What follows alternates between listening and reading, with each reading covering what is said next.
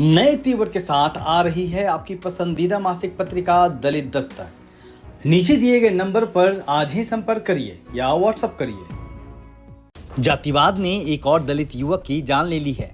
थप्पड़ मारने और जाति सूचक शब्द कहने से आहत दलित समाज के युवक हिमांशु ने खुद को आग लगा ली थी, जिसके बाद दिल्ली में इलाज के दौरान 21 अप्रैल को उसकी मौत हो गई।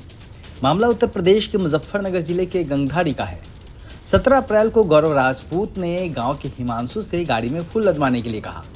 आरोप है कि हिमांशु के मना करने पर जाति के दंभ में चूर गौरव राजपूत ने हिमांशु को थप्पड़ मारा और जाति सूचक शब्दों का इस्तेमाल किया। इससे आहत हिमांशु ने रात के करीब 9 बजे गौरव राजपूत के घर के सामने खुद को आग लगा ली थी। पुलिस ने आरोपी के खिलाफ SC/ST समेत विभिन्न धाराओं में मुकदमा दर्ज कर उसे पकड़कर चालान कर दिया है। दरअसल जातीय उत्पीड़न के बाद आत्महत्या करने की घटनाएं अक्सर सुनने को मिलती है।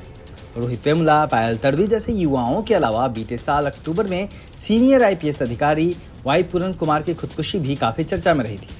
ऐसे में सवाल है कि पीड़ित ऐसा करते क्यों हैं? दरअसल जातिवाद की जो घटना होती है वो लोगों को भीतर तक तोड़ देती है। जब 10 लोगों के सामने किसी को जाति के नाम पर ह्यूमिलेट किया जाता है, गाली दी जाती है, नीचा दिखाने की कोशिश की जाती है, तो आदमी अंदर तक टूट जाता है।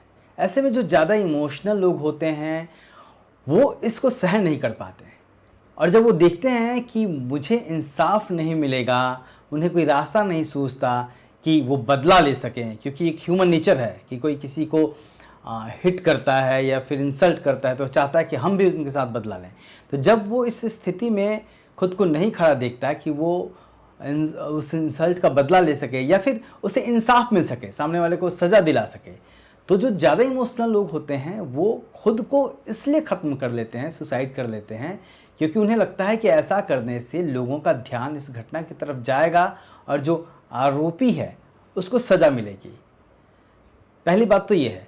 लेकिन यहाँ यह भी समझने की ज़रूरत है कि जो भी इस तरह के लोग हैं, क्योंकि घटनाएं इस तरीके की लगातार सुनने में आती है, हमें यह समझना होगा कि क्या किसी के हमें नीचा कह देने से, छोटा कह देने से हम छोटे हो जाते हैं?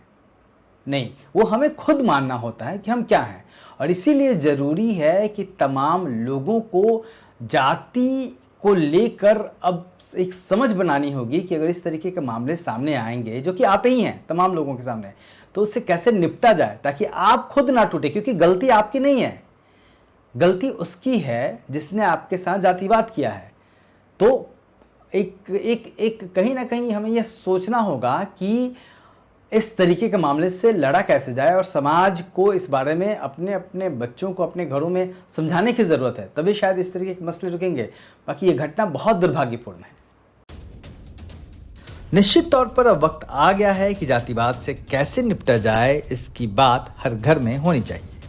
हर किसी को अपने बच्चों को यह बताना होगा कि जातिवाद करने वाला एक गैर कानूनी काम कर रहा है और उसको उसकी सज़ा भारत के संविधान में मौजूद कानून देंगे। हो सकता है कि कई बार इंसाफ मिलने में वक्त लगे, लेकिन दलित समाज के युवाओं को यह समझना होगा कि आत्महत्या करना जातिवाद की घटना का जवाब देने का कोई समाधान नहीं है। ब्यूरो रिपोर्ट, दलित दस्तक।